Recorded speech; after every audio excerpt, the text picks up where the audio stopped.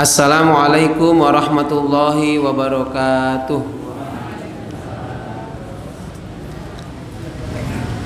Innal hamdalillah nahmaduhu wa nasta'inuhu wa nastaghfiruh wa na'udzu billahi min sururi anfusina wa min sayyiati a'malina. May yahdihillahu fala mudhillalah wa may yudlil fala hadiyalah. Asyhadu an la ilaha illallah wahdahu la syarikalah wa asyhadu anna Muhammadan abduhu wa rasuluh la nabiyya ba'dah. Allahumma sholli ala Muhammad wa ala ali Muhammad. Amma ba'd. Hadirin rahimakumullah, mari kita awali pengawasan kajian malam Rabu pasolatan di Masjid Ruda 19 malam hari ini. Kita awali dengan berdoa.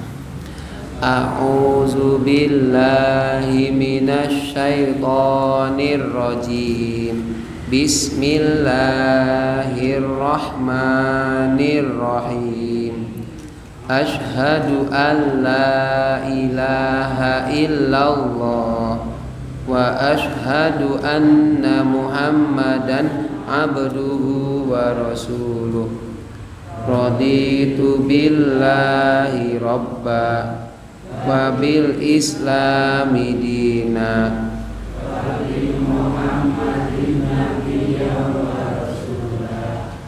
Rabbi zidni ilma warzuqni fahma. Amin. Alhamdulillahirabbil alamin. Kita panjatkan syukur kehadirat Allah Subhanahu wa taala. Malam hari ini malam ke-146 kajian malam Rabu hari Selasa tanggal 30 Mei tahun 2023. Allah masih mencurahkan nikmat kepada kita. Kita bisa sholat maghrib alhamdulillah secara berjamaah, dan kita akan teruskan lanjutkan dengan thalabul ilmi ba'da maghrib sampai isya. Shalawat dan salam semoga Allah tetap curahkan kepada junjungan kita Nabi Muhammad sallallahu alaihi wasallam. Malam hari ini kita akan membahas tema besarnya, yaitu qiyat dan doa agar tidak malas sholat. Qiyat dan doa agar tidak malas sholat. Ini apa maksudnya? Maksudnya kita akan membuat upaya apa saja yang bisa membuat kita itu tidak malas untuk sholat. Lalu doanya ada tidak? Hadirin rahimakumullah, sifat malas itu mesti dimiliki oleh setiap kita. Orang malas itu bukan berarti dia tidak mampu. Dia mampu, tetapi tidak ada motivasi, tidak ada keinginan, tidak ada target. Sehingga apa? Meskipun dia puasa bisa, tapi dia tidak mau melakukan. Malas. Kalau di rumah yang paling gampang itu nyuci piring misalnya. Nyuci piring itu butuh berapa menit, tetapi kadang nanti aja deh, nanti kalau sudah kira-kira sudah numpuk, jadi kalau sedikit gak mau, bawaannya males. Kalau nyuci piring mungkin 5 menit selesai, tetapi itu tidak dilakukan juga, malah pilih yang lain. Misalnya kalau yang remaja yang masih muda-muda itu main HP, rebahan sambil pegang HP, nggak kerasa itu 5 menit, 10 menit, setengah jam. Coba itu kalau nyuci piring selesai. Nyapu di depan rumah itu paling 3 menit, 1 menit lah. Tetapi apa? Males. Kenapa males? Karena tidak ada sugesti, tidak ada motivasi untuk membersihkan depan rumah. Coba Bapak Ibu bisa bandingkan, bayangkan jika diberitahu misalnya, Pak Ud, nanti saya akan datang ke rumah jenengan jam 4. Otomatis sebelum jam 4 yang biasanya keset itu akan apa? Bersih-bersih depan rumah. Setidaknya yang ruang tamu dan depan rumah. Kenapa? Demi menyambut yang akan main ke rumah. Tapi kalau nggak ada yang datang ke rumah, udah biarkan aja kotor. Nah, itu kalau ilustrasi yang sederhana. Bagaimana kalau dengan sholat?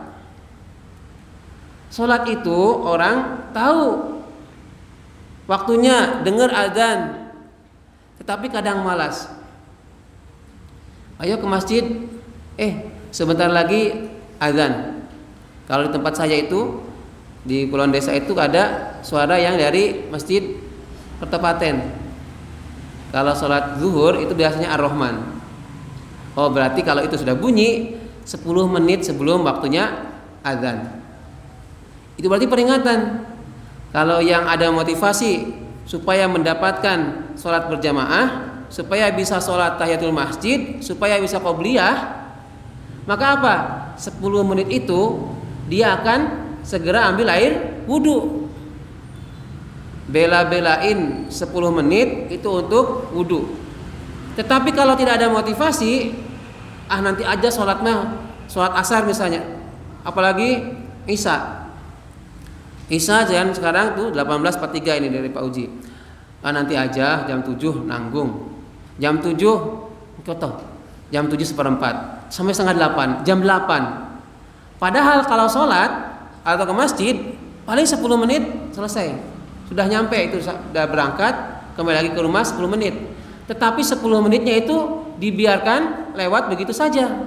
Kenapa? Karena sifat malas, tidak adanya sugesti, tidak adanya motivasi, tidak ada keinginan bahwa kalau sholat di masjid berjamaah, sholat di awal waktu itu berbeda nilainya dengan sama-sama sholat tetapi waktunya berbeda. Tidak di awal waktu, tidak berjamaah, tidak di masjid. Maka ini kita penting angkat tema ini agar tidak malas sholat. Orang malas itu, orang malas sholat juga termasuk orang yang lalai. Dia melupakan betapa keunggulan, kehebatan dari sholat. Bisa jadi orang yang malas sholat itu karena memang belum tahu ilmu betapa pentingnya keutamaan sholat. Yang kedua, karena dia menyepelekan. Menyepelekan itu maksudnya menganggap remeh. Sama-sama sholat, sudahlah, yang penting kan sama-sama sholat. Nggak bisa begitu. Bapak Ibu kalau makan, pilih mana makan? Makan pas lapar atau makan pas kenyang? Pas lapar? Pas lapar, pas ada. Tapi bagaimana kalau pas lapar belum ada yang bisa dimakan? Diniatkan puasa?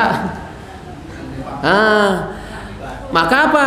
Kalau memang tidak ada usaha, tidak ada sama sekali, kita bisa nahan. Tetapi karena kita saking sayangnya kepada perut kita, kalau saya nggak makan, saya lemes. Kalau saya lemes nanti untuk ibadah nggak bisa, untuk bekerja nggak bisa. Maka apa? Gimana caranya supaya bisa makan? Makan apa saja, yang penting bisa ada asupan energi terbantukan, dan energinya jadi ada lagi untuk ibadah. Ada orang itu mau pengen makan, tetapi kondisi ini untuk organ pencernaannya menolak. Ini saya berikan contoh konkret, bapak saya setelah kemoterapi itu disinar merasa pahit, pengen makan ini, pengen makan itu. Tetapi tidak bisa. Bukan tidak bisa karena tidak ada, bukan. Banyak sudah nyanding ibaratnya ya. Tapi begitu sampai sini pahit. Maka apa? Kurma aja. Sari kurma. Ini ceritanya ibu saya. Sendok teh sedikit. Habis itu agak ada respon sedikit lidah sama ininya, tambah lagi. Padahal di sana sudah ada buah-buahan supaya ada asupan. Mau bubur boleh, mau apa silahkan, tetapi tidak bisa. Itu bukan karena malas, karena faktor keadaan. Nah, Bapak Ibu yang sekarang sedang sehat, dalam kondisi sehat, maka hindari sifat malas untuk sholat. Kalau sudah tahu ini, maka Bapak Ibu harus bisa mengalahkan godaan setan. Kekuatan setan itu untuk mengganggu orang sholat luar biasa. Luar biasa. Dari sudah ada gretes mau pengen niat mau sholat aja, setan sudah siap-siap menghalangi. Gimana caranya supaya niatnya itu tidak terpenuhi? Maka orang yang bisa ke masjid sholat berjamaah, apalagi di awal waktu, berarti dia sudah menjadi pejuang. Dia sudah berhasil setidaknya mengalahkan setan. Kalau berjuang lewat peperangan di kita mungkin secara fisik menggunakan senjata mungkin belum bisa, tidak bisa mungkin, karena sudah dalam keadaan damai, merdeka di Indonesia. Tetapi perjuangan melawan setan, terutama untuk melakukan sholat, itu masih sampai Bapak Ibu terpisah antara nyawa dengan raga. Setan akan terus mengejar, godaannya akan banyak. Apakah godaan dari tontonan televisi, apakah dari HP, apakah dari suara makan bakso misalnya, atau ada makanan, ada ajakan, ada acara, itu banyak loh godaannya. Tetapi kalau ada orang yang sudah klik hatinya ke masjid, hatinya itu ke sholat, sifat-sifat itu akan diabaikan. Lalu bagaimana caranya? Nah, ini beberapa caranya itu. Yang pertama itu apa? Kita perlu memperkuat niat kita untuk bisa sholat di awal waktu,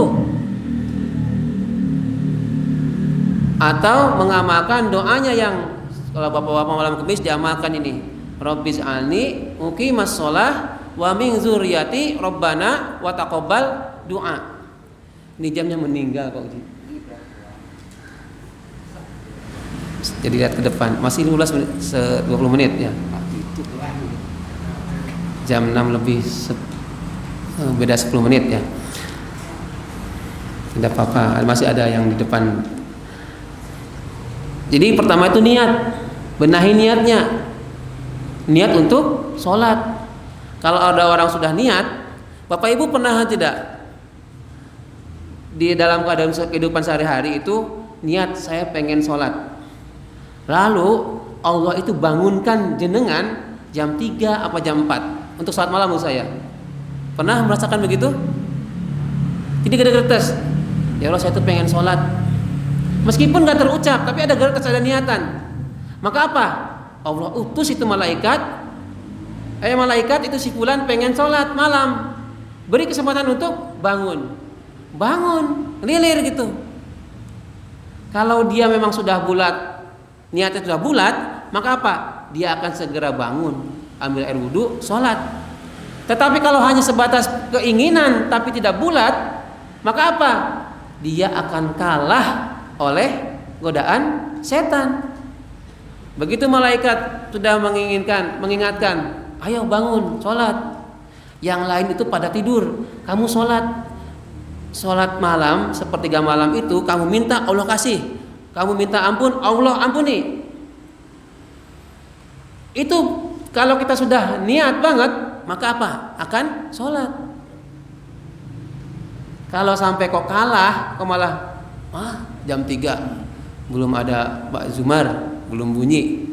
Kan biasanya Pak Zumar lebih 10 apa lebih 5 kan, jam 4 gowelah. Tidur lagi, malah belandang, ngerti-ngerti sudah adzan. Jadi nggak sholat malam. Nah, sifat malas itu maka dihindari. Caranya diantaranya dengan memperkuat niatnya. Niat pengen ke masjid. Kan Bapak Ibu di sini kan tidak semuanya bisa sholat 5 waktu di awal waktu dan di masjid, karena faktor pekerjaan misalnya. Mengapa? Terus bagaimana? Pilih 1 atau 2 dari 5 waktu itu, dirutinkan, dimaksimalkan, diniatkan untuk ke masjid. Saya kalau zuhur nggak bisa karena di tempat kerja. Oh ya sudah, kamu setting asar. Asar masih di perjalanan. Oh ya, maghrib sampai leren-leren ya ngasose. Ya sudah isya. Isya sama keluarga. Berarti terus subuh bangunnya kesiangan. Itu belum niat, baru pengen secara lisan aja. Kalau sudah pengen, tekankan aja. 1 atau 2 dari 5 itu, pokoknya kalau maghrib saya ke masjid. Yang 4 itu kalau bisa alhamdulillah, kalau enggak pun enggak apa-apa. Tapi 1 dari 5 waktu itu saya harus ke masjid. Itu pentingnya niat. Nah, lalu yang kedua itu, setelah adanya niat, kita tahu, kita buat ingat manfaatnya dari sholat, tentang keutamaan sholat. Di antaranya kan yang paling Bapak Ibu kenal itu, yaitu amalan pertama yang akan dihisab di akhirat adalah sholat. Kalau sholatnya bagus, maka amalan yang lain dianggap bagus. Kalau ada sholatnya kurang bagus, jelek, maka apa? Yang lain bisa jadi dianggap jelek. Maka diperiksa bagaimana sholat sunnahnya dan lainnya. Nah, kalau sudah tahu ini, kita tahu bahwa amal pertama itu adalah sholat, maka apa? Kita akan bela-belain supaya sholat. Ini memang materinya cukup cocoknya bagi yang orang malas sholat ya. Lah saya kan sudah sering ke masjid Pak Ud, masa saya materinya itu? Enggak apa-apa. Ada kalanya Bapak Ibu itu sifat malas itu ada. Yakin. Apalagi capek. Orang yang senang saja, saking senangnya itu bisa jadi malas ke masjid. Lah ada ke masjid, kowe lah. Kadang ada orang yang punya rezeki misalnya, dapat uang banyak, yuk kita makan di luar. Sholat isya ditabrak. Maksudnya di awal waktu tidak sholat isya di awal waktu. Bela-belain apa? Memenuhi keinginan. Kalau ada orang yang sudah mindsetnya sholat, daripada nanti saya sholat waktu sholat isya masih tempat makan, nabrak, apalagi yang ramai tempat makannya, lebih baik saya kesananya setelah sholat isya, lebih aman, lebih tenang. Kalau orang Sunda bilangnya jonjong, itu lebih jongjon ya, lebih santai, lebih nyaman. Gitulah. Jadi ingat manfaatnya sholat. Lalu dikaitkan dengan tadi niat. Ini ada, saya diingatkan nih teman saya ini dari Darussalam di Ciamis. Dia menulisnya cara mengingatnya begini. Saking pentingnya sholat, kamu mikir, ada orang yang pengen pahalanya sholat fardu, sholat sunnah di Masjidil Haram sana, sampai ia keluarkan uang banyak. Iya kan, Masjidil Haram ke sana kan jauh, nggak bisa naik Gojek, masih pakai pesawat, butuh uang banyak. Masa kamu sanggup ke sana? Kalau kamu nggak sanggup, maka cari masjid terdekat. Masjid yang terdekat. Kalau kamu nggak bisa sholat di masjid yang terdekat, sekarang cari tempat di rumahmu yang layak untuk sholat. Kalau di tempat sholatmu di rumah itu nggak ada, sekarang di samping dekat, paling dekat sama kamu di mana? Misalnya kamu tidur, ya sudah, disitulah kamu sholat. Ambil air wudhu, sholat di situ. Kalaupun sampai enggak, di tempat tidur, maksudnya di pembaringan jika dalam keadaan sakit atau enggak kuat. Saking pentingnya untuk sholat. Jadi terus ada lagi. Ini disebutkan kalau ada orang yang sudah merasakan betapa pentingnya sholat dikaitkan dengan dosa, hubungannya begini. Semakin dia sadar dengan banyaknya dosa yang ia lakukan, maka semakin dia butuh untuk memohon ampun. Dan cara yang efektif untuk memohon ampun kepada Allah diantaranya adalah dengan sholat atau doa setelah sholat. Maka kalau ada orang yang merasa punya dosa, merasa punya banyak kesalahan, tetapi dia tidak menambah kualitas sholatnya maupun menambah kuantitas sholatnya, maka dia baru sadar tetapi belum penyesalan secara utuh. Ngaku kalau saya banyak dosa, sudah, ya Allah saya itu banyak dosa, sudah gitu aja. Enggak cukup gitu, tetapi mohon ampun. Lah mohon ampunnya itu di antara selain istighfar, maka apa? Ada sholat tambahannya, sholat taubat, sholat malamnya diseriuskan. Kenapa? Siapa tahu itu adalah sholat terakhir. Kesempatan untuk sholatnya tidak ada lagi.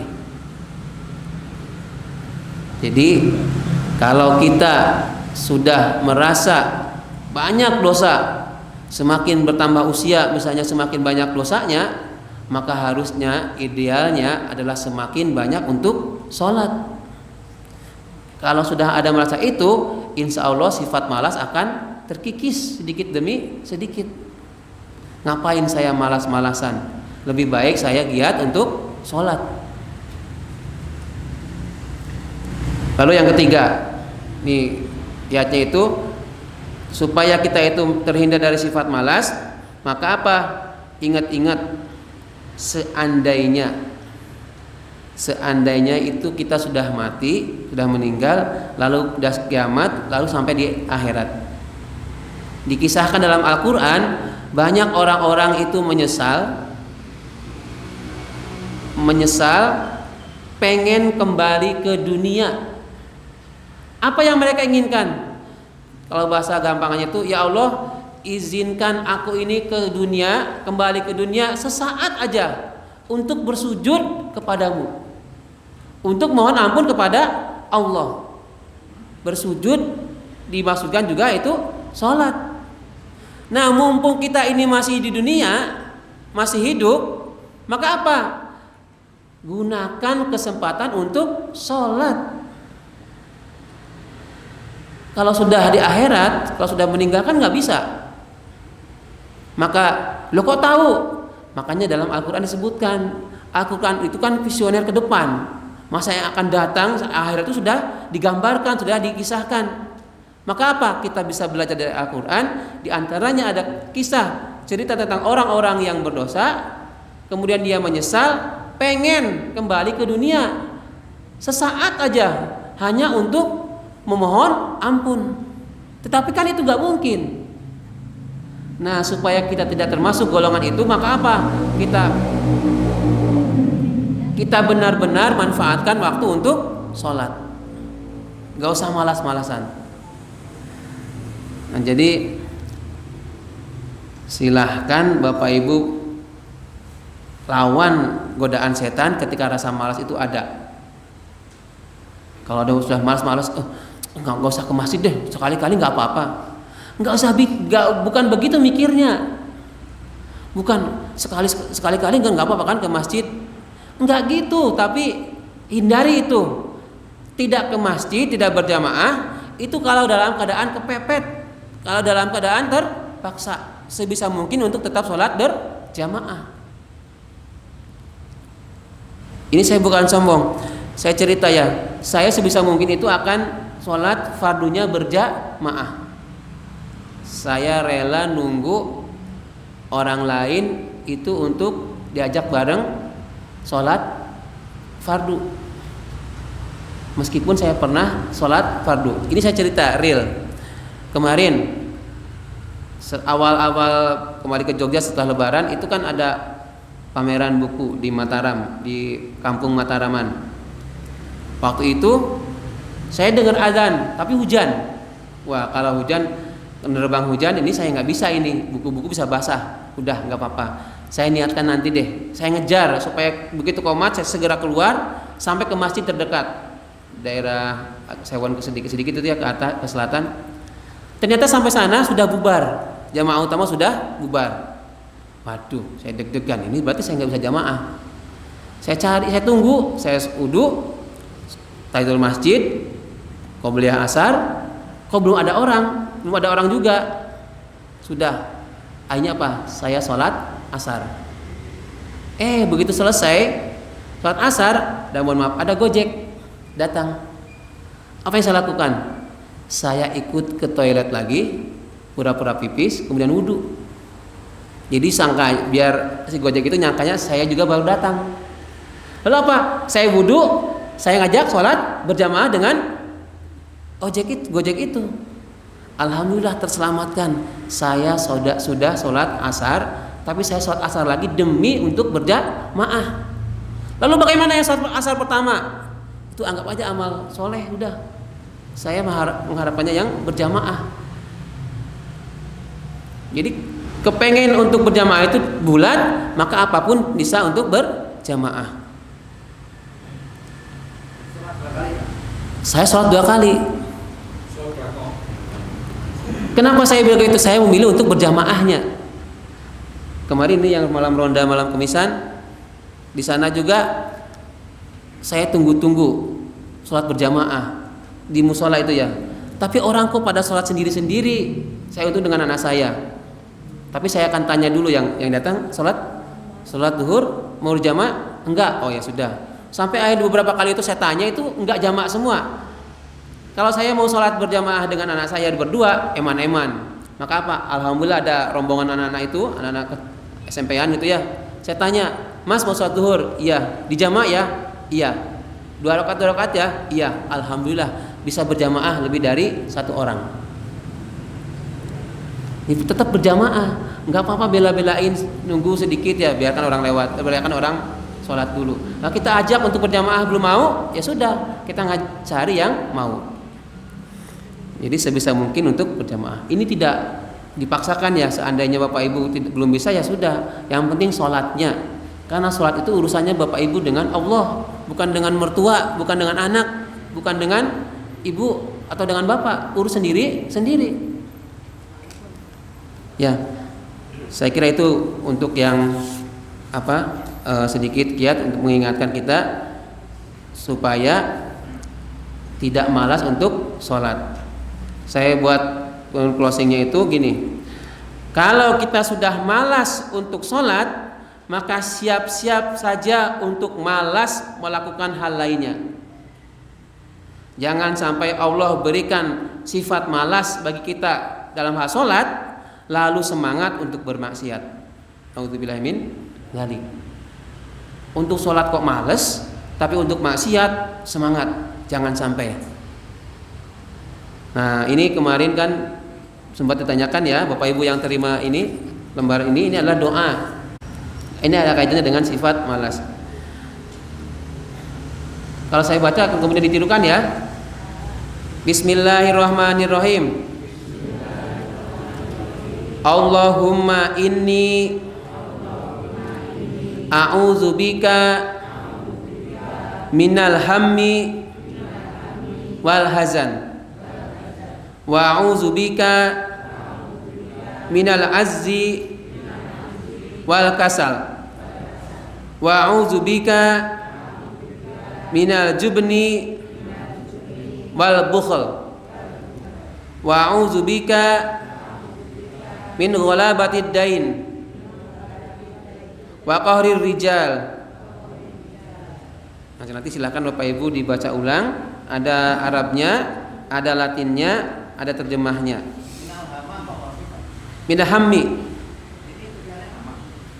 di bawah tasdid, yaitu fontnya font Arab ini ya. Itu yang minal hammi ya. Meskipun itu di atas huruf mim, tetapi itu dibacanya mi karena di bawah tasdid. Ini komputer soalnya tulisan komputer begini. Kalau tulis manual kan di bawah huruf mi ya. Oke, terima kasih Pak Haji Kasilan. Ini minal hammi. Minal hammi itu meskipun tertulisnya seolah-olah di atas huruf mim ya. Seperti Allahumma inni juga itu dibacanya inni karena di bawah tasdid ya. Ini font rijal, wa qahrir rijal. Iya. Iya. Saya lupa nggak cek lagi ya. Ini Arabnya kan pakai huruf yang Arab biasa Usman ya, bukan yang Times New Roman. Kalau Times New Roman Arabic itu bisa di bawah ya. Oke, mohon maaf ya. Mohon dimaklum itu maksudnya minal hammi. Oh iya. Terima kasih. Minal hammi. Allahumma inni a'udzubika minal hammi wal hazan wa a'udzubika minal ajzi wal kasal wa a'udzubika minal jubni wal bukhl wa a'udzubika min ghalabatid dain wa qahrir rijal. Jadi yang hammi bukan hamma tapi hammi. Kemudian rijal bukan rojal. Ya Allah, aku berlindung kepadamu dari kebingungan dan kesedihan. Hamma muhimmah itu yang maksudnya itu perhatiannya yang kabur ya. Wal hazan sedih. Wa a'udzubika minal azzi lemah. Wal kasal malas. Nah ini tadi disebut doa diantaranya ini ya, supaya kita tidak malas. Wa a'udzubika minal jubni wal bukhl. Dan aku berlindung kepadamu dari ketakutan dan kekikiran. Wa a'udzubika min ghalabatid dain. Aku berlindung kepadamu dari lilitan utang. Wa qahrir rijal, dan tekanan orang-orang. Ini saya jelaskan yang azdi wal kasal. Azzi ain jim za, azzi itu lemah. Lemah maksudnya apa? Yaitu lemah untuk beribadah kepada Allah. Ini yang dimaksud dengan lemah karena secara fisik tidak mampu. Jadi misalnya mau sholat, saya tuh pengen ke masjid, saya tuh pengen sholat, tetapi mohon maaf kakinya sakit karena air bisa kumat atau kambuh. Maka apa? Sholatnya sebisanya, lemah. Maka kita berlindung kepada Allah dari sifat lemah ini, dari keadaan lemah. Lemah pengen sholat tapi nggak bisa. Nggak bisanya kenapa? Karena keadaan lemah, terbatas, ada keterbatasan. Wal kasal. Kasal itu artinya malas. Malas itu dia tuh mampu, dia tuh sanggup, dia tuh kuat, tetapi tidak ada keinginan untuk melakukan. Sebenarnya sholat itu dia kuat, mau sholat 1000 rakaat pun ibaratnya dia kuat, tapi dia sifatnya malas, wegah. Padahal sama-sama sholat paling 4 rakaat itu 6 atau 8 rakaat 8 menit, tapi malas.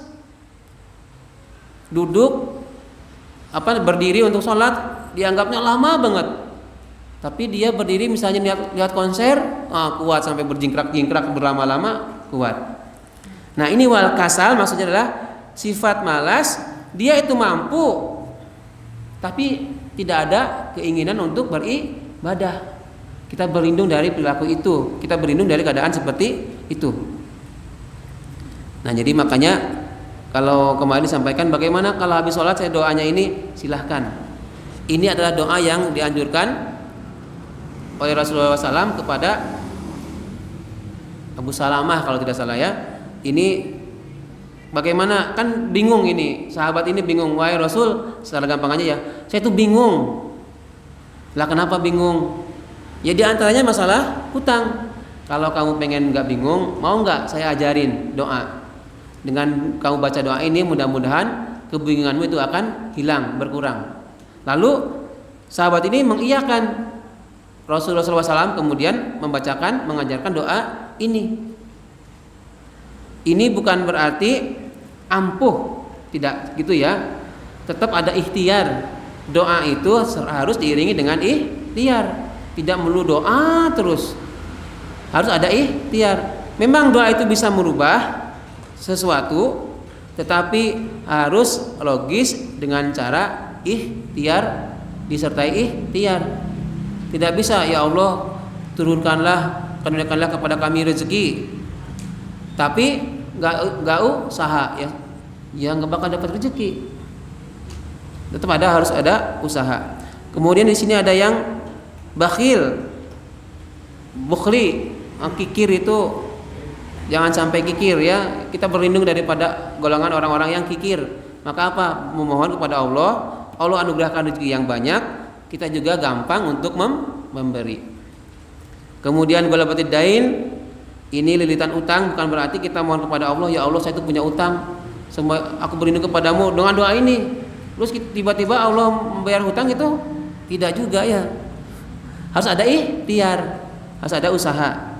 Wah qali rijal, dan tekan orang-orang. Maksudnya tekanan ancaman-ancaman dari orang-orang, misalnya penguasa atau yang berkuasa menindas kita supaya kita beribadah dihalang-halangi.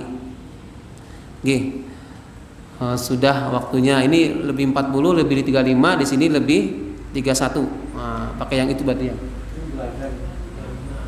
Lebih 35, masih ada 43 dikurangi 5, 8 menit. Silahkan bertanya saja atau dicukupkan, alhamdulillah. Ada yang ingin bertanya? Enggak, Pak. Dikatakan orang meninggal di akhirat ingin kembali untuk bersujud. Nah, saya pernah mendengar juga bahwasanya orang yang telah meninggal itu minta kembali untuk bersedekah. Itu yang benar yang mana atau semuanya benar? Terima kasih. Iya. Tadi Pak. Ya.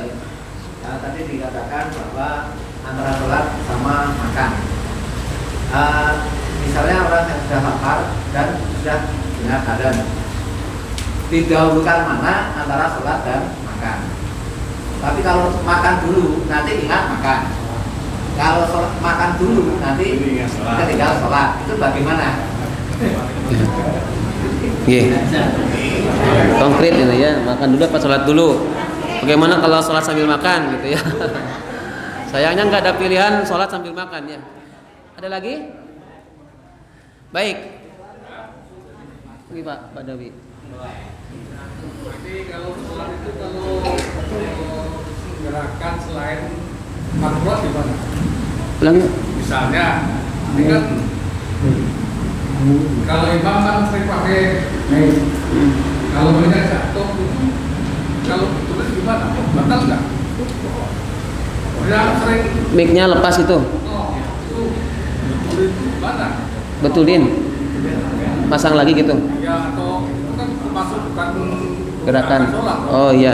Itu sah atau gimana itu? Kalau mencenderkan itu Ya pokoknya gerak sekali. Oke. Ya ini benar kasuistik ya. Mesti terjadi kan. Ada lagi? Cukup? Ibu-ibu belum bertanya. Yang dimaksud orang-orang itu perempuan atau laki-laki, Pak? Soalnya rijal kan laki-laki. Iya. Oh yang ini wa qori rijal, nggih. Ya, rijal. Nggih? Baik. Terima kasih. Yang pertama, yang betul yang mana? Orang yang sudah meninggal di akhirat itu dikisahkan ingin kembali ke dunia itu untuk bersedekah atau untuk sholat. Yang dua-duanya itu disingkat menjadi pengen menyembah, berbakti kepada Allah. Kalau dia itu orang yang sedang, tapi yang ada ayatnya itu untuk bersujud. Kalau yang sedekah itu bab sedekah ada, tetapi itu untuk motivasi supaya orang itu bersedekah. Sebenarnya bukan bersedekahnya, tapi berbuat baik, beramal soleh, beriman dan beramal soleh. Nah kalau yang sujud itu ditegaskan. Tadi saya lupa tidak menuliskan ayatnya ya. Begitu ya Pak tadi. Kemudian yang kedua, sholat dulu atau makan dulu. Kalau makanannya sudah tersaji, maka apa? Makan dulu. Kalau belum, maka sholat dulu. Saya kalau udah lapar, kalau ingat makan gimana? Sholat dulu apa makan dulu? Ya makan dulu. Kan tadi saya sampaikan, utamakan sholatnya. Perkara nanti sholatnya bisa berjamaah atau tidak, utamakan dulu. Kalau memang malah sholat ingat makan, kan malah gak husu, eman-eman juga. Mending makan, selesaikan makan, lalu sholat. Kalau bisa ngajak yang lain supaya berjamaah. Kalau kita juga harus cerdas dulu ya. Kira-kira 9 menit sebelum adzan baru kita masak. Kira-kira 5 menit sebelum adzan sudah rampung gitu ya. Nanti orangnya malah makan dulu ya. Kita setting juga secara logis. Kita mau masaknya kira-kira jam berapa nih? Sebelum sholat apa setelah sholat? Mendekati banget atau masih agak jeda? Itu ya. Kalau sudah tersaji makanannya, makan dulu Pak. Jadi tidak buyar konsentrasinya. Yang ketiga, bagaimana kalau dalam imam misalnya imam itu betulin mic. Nah, ini saran saya, dipastikan dulu mic-nya itu kenceng. Oh, sudah pastikan, tetapi ternyata keselipet misalnya, jatuh. Silahkan, seandainya gerakan itu tidak banyak, tapi misalnya kalau sambil nunduk itu mending nggak usah. Misalnya ya, ini mic di sini, pas ruku jatuh. Sami Allah liman hamidah. Sebelum sujud berdiri dulu. Nah, itu kan ada gerakannya terlalu jauh. Maka apa? Lebih baik dibiarkan. Maksudnya tidak usah betulin mic. Lanjutkan untuk gerakan sholat. Tapi kalau misalnya miring sedikit atau ada kadang gitu ya, diturunin atau bagaimana caranya supaya terlalu dekat, supaya tidak mendengung. Ya. Oke. Terakhir, rijal. Wah, kalau rijal itu memang artinya laki-laki. Tetapi ini maknanya untuk umum. Ketekan orang-orang, bukan hanya orang laki-laki ya. Nah, kadang ada dalam bahasa Arab itu, oh ini untuk laki-laki, yang perempuannya enggak. Ini untuk perempuan, yang laki-lakinya enggak. Jadi ada istilah muannas muzakkar, tapi ini di sini maksudnya adalah semuanya, tekanan dari orang-orang, bukan hanya laki-laki. Itu ya, Bu. Gimana? Cukup ya? Alhamdulillah. Pas. Kita hari dengan bersama membaca doa kafaratul majlis. A'udzubillahi minasyaitonirrajim. Subhanakallahumma rabbana wa bihamdika asyhadu an la ilaha illa anta astaghfiruka wa atubu ilaik. Alhamdulillahirabbil alamin. Assalamualaikum warahmatullahi wabarakatuh.